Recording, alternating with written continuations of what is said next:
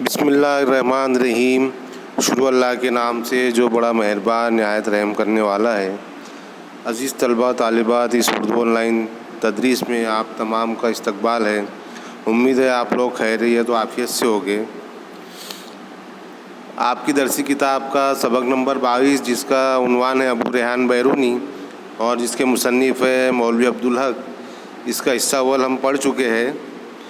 حصہ اول میں ہم نے دیکھا تھا کہ ابو ریحان بیرونی جو ہے بہت ہی بڑا عالم فاضل ہے، اور جس کے اندر نیا نیا علم فن سیکھنے کی تڑپ ہے، اور جس کے لیے وہ الگ الگ ملک جاتا ہے، الگ الگ زبانیں سیکھتا ہے اور اس میں تحقیق کرتا ہے۔ تو اسی طرح وہ ہم نے دیکھا کہ اس نے بڑے بڑے علماء عالموں کے ساتھ بیٹھ کر اچھی اچھی زبانیں سیکھی، اور پھر اس کے اندر ایک تڑپ پیدا ہوئی کہ وہ چاہتا تھا کہ میں ہندوستان جاؤں اور وہاں جا کر سنسکرت زبان سیکھوں۔ تو ہم نے آج تک دیکھا تھا۔ اب آئیے اس کے آگے کے سبق کا مطالعہ شروع کرتے ہیں۔ یہ وقت ہندوستان کے لیے بہت نازک تھا۔ وہ ہندوستان آ پہنچا، اور یہ وقت ہندوستان کے لیے بہت نازک تھا۔ مغربی ہندوستان میں محمود کے حملوں کی وجہ سے بڑی پریشانی اور ابتری پھیلی ہوئی تھی۔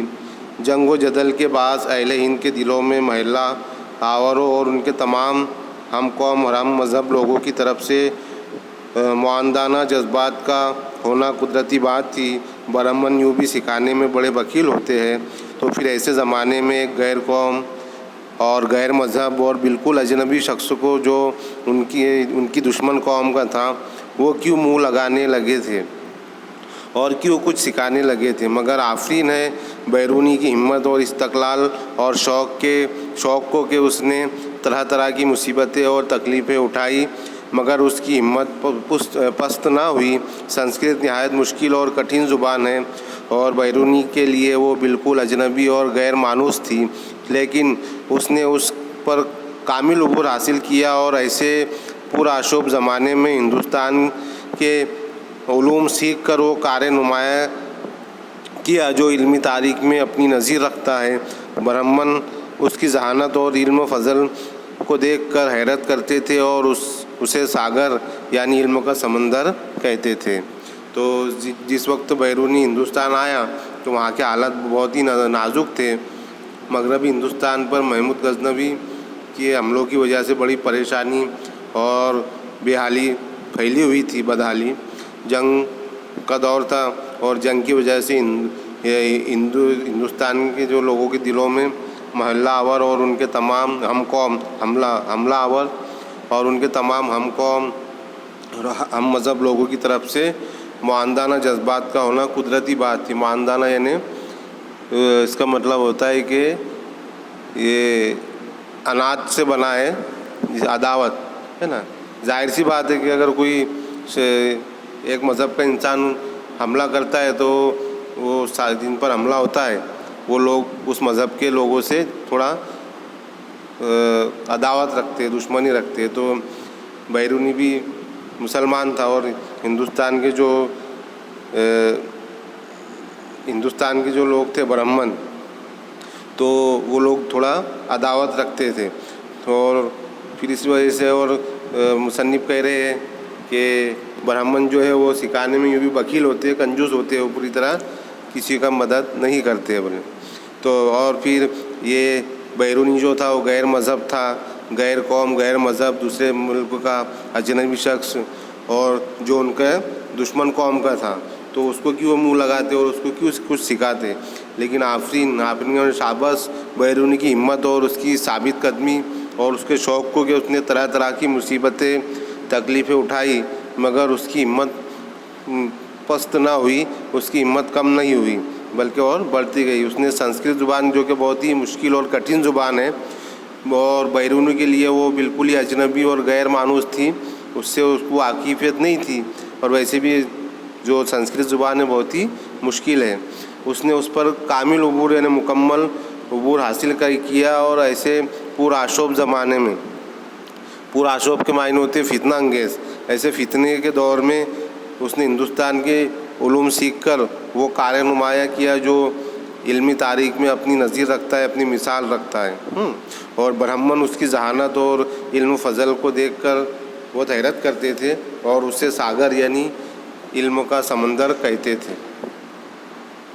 ہندوستان سے فارغ ہو کر وہ پھر غزنی واپس چلا گیا اور اپنے علمی مشاغل میں مصروف ہو گیا۔ اس زمانے میں اس نے کئی کتابیں ہند کے علوم پر لکھی، لیکن ہندوستان پر اس کی سب سے بڑی اور عجیب تصنیف کتاب الہند ہے۔ اس کتاب میں اس نے اہل ہند کے مذہب، فلسفے، حیت، نجوم، ریاضی، شرح، رسوم وغیرہ پر بڑی صحت اور وضاحت سے لکھا ہے اور دقیق سے دقیق مسائل کو نہایت خوبی اور صفائی سے بیان کیا ہے۔ بیرونی کی رائے میں ہندو اعلیٰ درجے کے فلسفی، نہایت عمدہ ریاضی داں اور ماہر حیت تھے۔ وہ حکمائے ہند کو پکا معجزہ سمجھتا تھا ہے اور ہندوؤں کو عقل و دانش کا بڑا مداح ہے۔ ہندوؤں کی عقل و دانش کا بڑا مداح ہے۔ تو وہ ہندوستان سے فارغ ہو کر پھر واپس غزنی چلا گیا اور اپنے علم کے شوق میں مصروف ہو گیا، مشغول ہو گیا۔ اور اس زمانے میں اس نے کئی کتابیں ہندوستان پر لکھی، لیکن ہندوستان پر اس کی سب سے بڑی اور عجیب تصنیف کتاب الہند کے نام سے اس نے لکھی۔ اس کتاب میں اس نے ہندوستان کے مذہب کے تعلق سے، اس کے فلسفے، یہاں کی حیت، یہاں کی جو علم نجومی تھے ان کے بارے میں، ریاضی یعنی حساب کے بارے میں، اور شرح یہاں کی رسم و رواج کے وغیرہ پر بڑی صحت اور وضاحت سے اس نے لکھا اور دقیق سے دقیق یعنی پرانے سے پرانے مسائل کو نہایت ہی خوبی اور صفائی سے بیان کیا۔ اور بیرونی کی رائے میں ہندو اعلیٰ درجے کے فلسفی، نہایت عمدہ ریاضی داں اور ماہر حیت تھے۔ وہ ہندوستان کے حکماؤں کو معجزہ سمجھتا تھا، بہت بڑا عالم سمجھتا تھا اور ہندوؤں کی عقل و دانش کا بڑا مداح ہے۔ مداح کے معنی ہوتے تعریف کرنے والا، ان کی بہت تعریف وہ کرتا تھا، ان کی عقل و دانش کی۔ بیرونی کئی زبانوں کا عالم تھا۔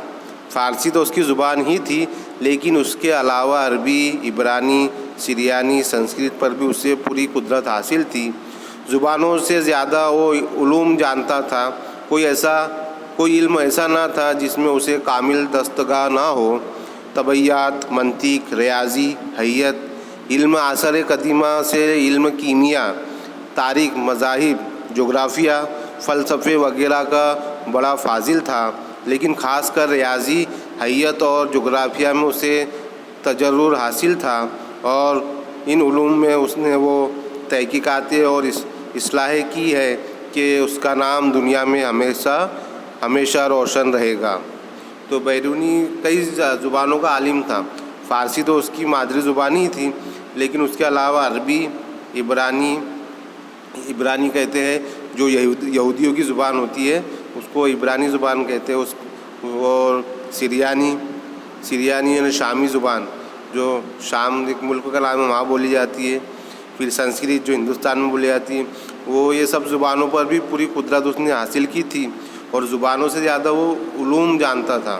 کوئی ایسا علم نہ تھا جس پر اسے کامل دستگاہ نہ ہو، یعنی دستگاہ کے معنی تو مہارت، کامل مکمل مہارت نہ ہو، ایسی کوئی علم باقی نہ تھا۔ طبیعیات، منطق، ریاضی، حیت اور علم عصر قدیمہ سے علم کیمیا اور تاریخ، مذاہب، جغرافیہ، فلسفے وغیرہ کا بہت ہی بڑا عالم، بہت بڑا فاضل تھا، لیکن خاص کر اس کو ریاضی اور حیت اور جغرافیہ پہ اسے بڑا تجرل حاصل تھا، اسے بہت مہارت حاصل تھی اور ان علوم میں اس نے وہ تحقیقاتیں اور اصلاحیں وہ کی ہے کہ اس کا نام ہمیشہ دنیا تک روشن رہے گا۔ ہندوستان سے لوٹ کر بیرونی کو محمود کے دربار میں زیادہ رہنے کا موقع نہیں ملا، کیونکہ تھوڑے ہی عرصے بعد محمود کا انتقال ہو گیا۔ محمود کے بعد اس کا بیٹا مسعود تخت نشین ہوا۔ اگرچہ مسعود باپ سم مدبر، صاحب الرائے اور علو اعظم نہ تھا، مگر اس کی تعلیم اعلیٰ درجے کی ہوئی تھی۔ وہ دلیر، فیاض، سیر چشم، بڑا ادیب، زبان عربی کا ماہر اور علوم کا ایک دلدادہ تھا۔ بیرونی کا وہ بہت بڑا قدردان تھا۔ قانون مسعود جو حیت میں بڑے مورخی کی کتاب ہے، بیرونی نے اسی کے نام سے لکھی۔ کہتے ہیں کہ جب یہ کتاب تصنیف ہو چکی تو سلطان نے ایک بار فعل نقرہ انعام میں دیا، مگر بیرونی کی سیر چشمی دیکھی ہے کہ اس نے وہ رقم خزانے میں واپس کر دی اور ایک حبہ نہ لیا۔ تو ہندوستان سے لوٹ کر جب بیرونی غزنی پہنچا تو محمود کے دربار میں زیادہ رہنے کا اسے موقع نہیں ملا، کیونکہ تھوڑے ہی عرصے بعد محمود غزنوی کا انتقال ہو گیا تھا، اور اس کے بعد محمود کا بیٹا مسعود تخت نشین ہوا، اور جو مسعود تھا وہ باپ کی طرح مدبر نہیں تھا، مدبر یعنی کہ عقل مند دانشور اتنا نہیں تھا وہ محمود غزنوی کی طرح، لیکن پھر بھی وہ اس کی تعلیم جو تھی وہ اعلیٰ درجے کی تھی، اور وہ دلیر، فیاض، سیر چشم اور بڑا ادیب تھا، اور زبان عربی کا بہت ماہر تھا۔ وہ علوم کا ایک دلدادہ تھا، یعنی شوقین تھا، عاشق تھا علوم کا۔ تو بیرونی کا وہ بہت بڑا قدردان تھا۔ قانون مسعود نام کی ایک کتاب جو بہت مشہور ہوئی، وہ بیرونی نے اسی سلطان کے نام سے لکھی۔ کہتے ہیں کہ جب وہ کتاب تصنیف ہو چکی تو سلطان نے بیرونی کو بار فل نقرہ انعام میں دیا۔ بال پھر نقرہ کے معنی ہوتا ہے کہ ایک ہاتھی کی شکل کا چاندی کا تمغہ ہوتا ہے، اس کو بار فعل نقرہ انعام کہتے ہیں، فعل نقرہ۔ تو وہ چاندی کی شکل کا، ہاتھی کی شکل کا چاندی کا تمغہ اسے انعام میں دیا گیا، لیکن بیرونی کی فیاضی اور اس کی دریا دلی کو دیکھی کہ اس نے وہ رقم، وہ جو چاندی کا تمغہ تھا وہ واپس خزانے کو واپس کر دیا، اور اس میں سے ایک حبہ یعنی ایک چھوٹی سی چیز بھی نہیں لی۔ بیرونی کے تصانیف بھی بے شمار ہیں۔ تحقیق کرنے سے یہ معلوم ہوا کہ اس نے مختلف علوم و فنون پر 114 کتابیں لکھی ہے۔ اسی سے اس بے نظیر فاضل اور محقق کے کمال کا اندازہ ہو سکتا ہے۔ وہ علم کا بہت بڑا عاشق اور شیفتہ تھا۔ اس کا دائرہ معلومات نہایت وسیع تھا، اور ہر علمی مسئلے کی خود تحقیق کرتا اور عقل اور مشاہدے سے کام لیتا۔ وہ مقلد نہیں بلکہ مجتہد تھا۔ ایک مورخ نے لکھا ہے کہ سال میں صرف 2 روز یعنی نوروز اور مہرجان جو ایرانی تہوار ہے کے دن ہی تو ایسے تھے کہ وہ علمی مطالعہ چھوڑ کر اپنے کھانے پینے کا انتظام کرتا تھا، ورنہ ہمیشہ علوم کے حاصل کرنے میں محو اور کتابوں کی تصانیف پر جھکا رہتا تھا۔ اپنے ہاتھ سے علم کو دیکھنے سے آنکھ کو اور فکر سے دل کو کبھی جدا نہیں کرتا تھا۔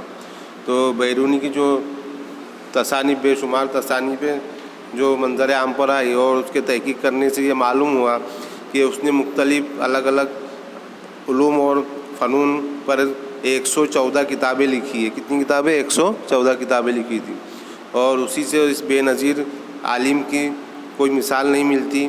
وہ بے مثال عالم تھا اور بے مثال محقق تھا، اور اس کے کمال کا اندازہ ہو سکتا ہے کہ وہ علم کا بہت بڑا عاشق اور شیفتہ تھا، یعنی بہت ہی شوقین تھا علم کا۔ اس کا دائرہ معلومات بہت نہایت وسیع، یعنی بہت پھیلا ہوا تھا۔ اس کی جو معلومات تھی اس کو بہت ہی زیادہ تھی، اور ہر علمی مسئلے کی وہ خود تحقیق کرتا اور عقل اور مشاہدے سے کام لیتا۔ وہ مقلد نہیں بلکہ مجتہد تھا۔ مقلد یعنی جو کسی کی تقلید کرتے، کسی کی پیروی یا مرید ہوتے ہیں۔ وہ کسی کی بھی بات کو بغیر تحقیق کے نہیں مانتا تھا، وہ بلکہ مجتہد یعنی کہ کوشش کرنے والا تھا۔ وہ کوئی بھی بات اس کے پاس آتی تو اس کے لیے وہ جد و جہد کرتا تھا، ہے نا۔ مجتہد یعنی کوشش کرنے والا، جد و جہد کرنے والا، خود جد و جہد کرتا اور اپنے تجربے سے اس کو سیکھتا تھا۔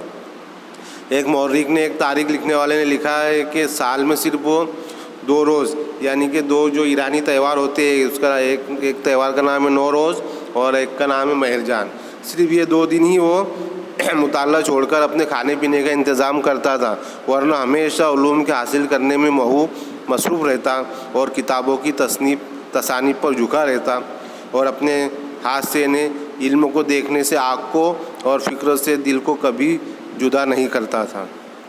ہمیشہ علم سیکھنے کی اور نئی نئی تصانیف لکھنے کے شوق میں مصروف رہتا تھا۔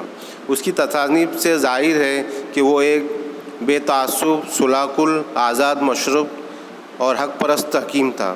اس کے حلقۂ احباب میں عیسائی، یہودی، زرتشتی صوفی ہندو پنڈت غرض ہر قوم اور ہر مذہب کے لوگ تھے. سچے عالم اور حکیم ایسے ہی ہوتے ہیں.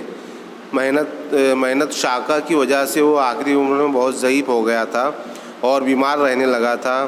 آخر ہجری سن 440 اور عیسوی سن 1048 میں اس جہان سے رخصت ہو گیا. 77 سال 7 ماہ کی عمر پائی. عجیب بات یہ ہے کہ اگرچہ دم اکھڑا ہوا تھا اور اس کی وجہ سے سینہ گھٹ رہا تھا، مگر مرنے سے چند لمحے پہلے تک ایک علمی مسئلے کی تحقیق کے متعلق گفتگو کرتا رہا. علم کا سچا شوق اسے کہتے ہیں. تو اس کی جو تصانیف سے ظاہر ہوتا ہے کہ وہ ایک بے تعصب، صلاح کل اور آزاد مشرب یعنی آزاد خیال اور صلح رحم کرنے والا، بے تعصب، بغیر کسی تعصب کے وہ حق پرست حکیم تھا. اس کے حلقہ احباب میں یعنی اس کے دوستوں کے اندر اس میں عیسائیوں سے بھی اس کی دوستی تھی، یہودیوں سے تھی، اور زرتشتی کہتے ہیں آتش پرست، جو لوگ آگ کی پوجا کرتے، ان سے بھی اس کی دوستی تھی.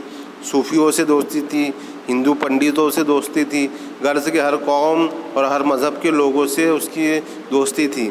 اور جو سچے عالم اور حکیم ہوتے وہ ایسے ہی ہوتے، وہ بنا کسی تعصب کے ہر مذہب کے ماننے والوں سے دوستی رکھتے ہیں اور ہر مذہب کے ماننے والوں سے کچھ نہ کچھ سیکھتے ہیں. تو بیرونی کے بھی ہر علیحدہ مذہب کے ماننے والوں سے دوستی تھی. اور اس کی محنت اور شوق کی وجہ سے وہ آخری عمر میں بہت ضعیف ہو گیا تھا اور بیمار رہنے لگا تھا. آخرکار ہجری سن 440 اور عیسوی سن 1048 میں اس کا انتقال ہو گیا. اس نے 77 سال اور 6 ماہ کی عمر پائی. اور عجیب بات یہ ہے کہ آخری دم تک اس کا دم گھٹ رہا تھا سینے میں، مگر مرنے کے چند لمحے پہلے تک ایک علمی مسئلے کی تحقیق کے متعلق وہ گفتگو کرتا رہا. اور علم کا سچا شوقین، سچا عاشق اسے ہی کہتے ہیں. تو عزیز طلبہ طالبات، یہ ابو ریحان بیرونی کا سبق یہاں مکمل ہوتا ہے. انشاءاللہ ایک نئے سبق کے ساتھ نئی ویڈیو میں حاضر ہوں گے. اللہ حافظ.